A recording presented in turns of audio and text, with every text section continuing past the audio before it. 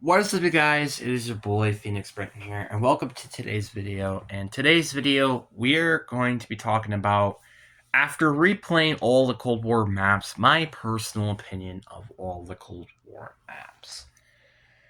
Now, before we get into today's video, like and subscribe. We are on the road to getting to 700 subscribers. But anyways, enough said.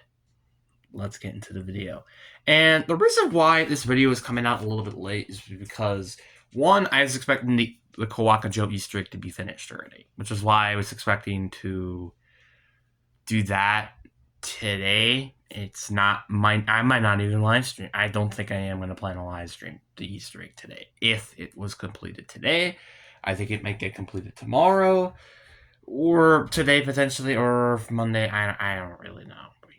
I don't got a clue. But it is interesting to see when it is completed. I'm not exactly sure, but we'll just have to wait and see. Obviously, when the Easter egg gets completed, obviously I'm going to be looking up a guide and yada yada yada, and I will go and complete the Easter egg and stuff like that. But in the meantime, while we're waiting for that to be completed, I am going to be doing my Cold War just overall review of these maps. And again, before we get into this video, like and subscribe. We're on the road again to 700 subscribers. I will also be doing this for BO6 and BO7 when they are both finished respectively. But anyways, enough said. With that out of the way, let's get into the video. And starting off, we have the machine. So I did the same thing as I did beforehand, which is go and put in all the categories of the map itself.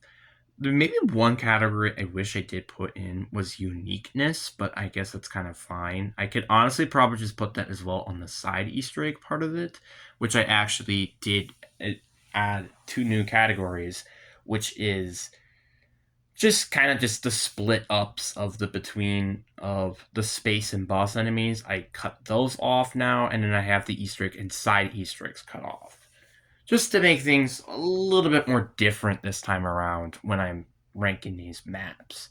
So instead of like out of 70, it would be more out of 90%. But now with that out of the way, let's actually do these. And D Machine, I gave it a whopping 6.3 out of 10, which, if you round it, will be a 6 out of 10. And I think that's a pretty fair accurateization I would give this map. This map is just overall a very solid map to me. I don't think there's a lot of I don't think there's really necessarily anything bad, maybe besides just the lack of interest in side Easter eggs, and also the boss fight's pretty eh. But I think besides that, I like feel like, again, nothing is horribly bad about this map, but here's the counter to that. Nothing is overall like amazing. Outside of the Megaton, I think nothing really is overall like great in this map. And that's kind of the problem with this map. I feel like I wouldn't say it's quite just a mid map. I wouldn't really say that. But I wouldn't also say it's just like a map where it's like, oh, it's super great and yada yada yada. It did do really a good job though in terms of bringing the zombie community back after kind of BO4 and how that went during its time. But I do think I think just over time, not as great of a map, I think, as it is now today, or all the other maps today. Like, just the retrospective, it's not even the best Cold War map, and I still think there are plenty of other maps that are better, in my personal opinion, than the Machine, which is why it is the still second best Cold War map to me. Obviously, I'm not including Outbreak or really even Vanguard Zombies in general, which, as much as I would like to kind of replay Vanguard just to re-experience or well, actually, for once, finally completing the Archon Easter egg, because I have yet to do it, I still am kind of okay with not replaying it again. Like, I'm not going to purchase the game just so I can replay it again. I'm not doing that. Hell no. The story, I think, is good. I think it's a decent start to the Dark Ether story. The atmosphere is good. I think just, like, again, a lot of things are just good, but not great. And that's kind of what Cold War is, unfortunately. So 6.3, aka 6 out of 10, really. And that's where we are. Then next we have Firebase Z, and I don't know if this map will still be considered the worst, but it is still considered the worst after replaying all the maps from Cold War.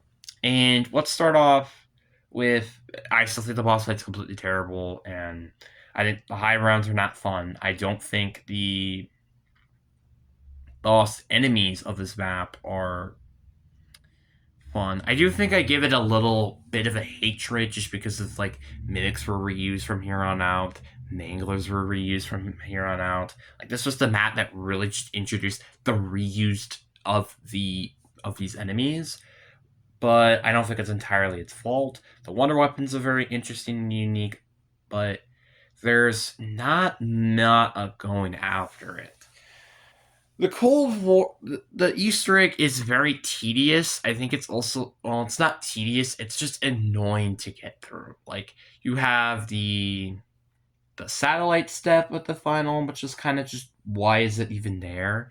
You have the mimic step, which is also really annoying. There are just a lot of things I don't like with the Easter egg.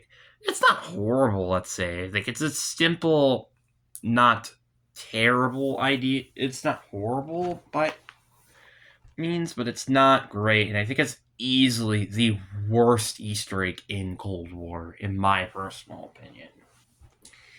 It did do a lot of things kind of not right, to be honest, unfortunately, but overall, I think it's a decent experience. I don't think it's horrible, but again, why the mixed up? And I gave it a 4.6 out of 10, which, if you round it, it will be a 5 out of 10. This is a little bit of a better score than I gave it previously, which, in fact, I think it got a better score than it did previously, but I did delete it, so I don't know how it did overall, but you get what I mean. Then we had Mauer der Toten next, which was my highest scored one with a 6.6 out of 10.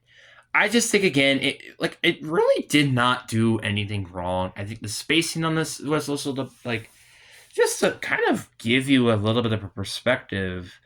This map it was the best, in my opinion, in spacing.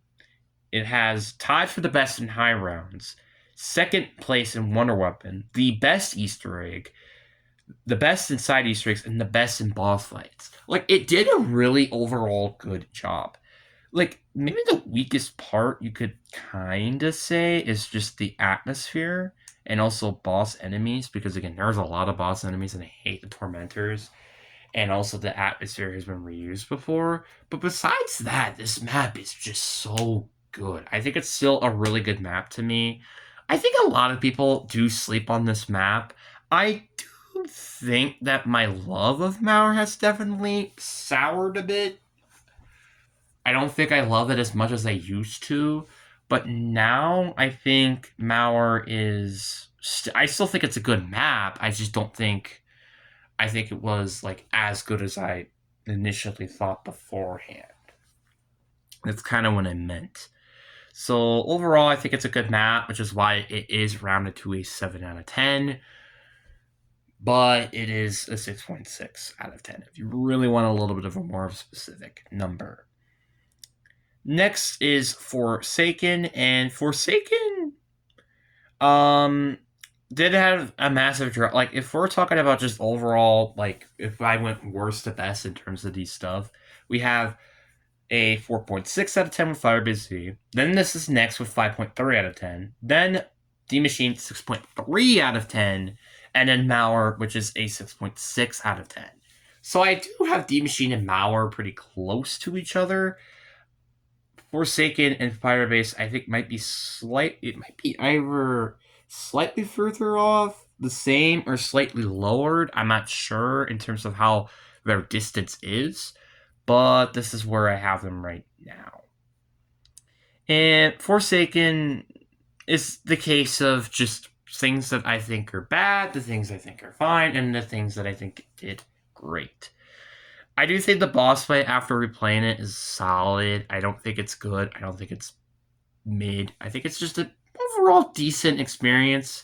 I think it's not bad, and I kind of like that in the middle it just throws you into like just the future thing, which is kind of cool. I think the story of the map is pretty good, but like again, the biggest problem with this map is the boss enemy, because I even if the abomination wasn't reused, I still don't like the abomination and the atmosphere, because the atmosphere and the spacing of this map are just lackluster. I think the spacing is a little bit better, but not by much. I do think the Wonder Weapon is the best Wonder Weapon in this game, and I think that's not even a question.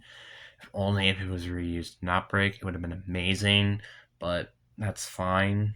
It like overall, it's a good experience, but like, or it's a fine. Well, I wouldn't say it's a good or fine experience. It's a decent experience, you know. And I wouldn't say it's horrible, especially if you kind of like melee wonder weapons, because I think this is probably, and I still think even with Totenreich, probably the best version of a melee wonder weapon. People might come at me at it and be like, "What the heck are you talking about? The Jotun better, yada yada yada." I just mean by overall wonder weapon and not world building wonder weapon. If we're talking about world building wonder weapon, then it would be the Jotun Star. But we're talking about overall wonder weapon, which is why I say the Crystal X is better. But that's just my personal opinion. You guys can disagree, and yada yada yada. But anyways, guys, I really do hope you guys enjoyed this video. I hope you guys have a fantastic day, and I'll see you guys on the next one. Peace.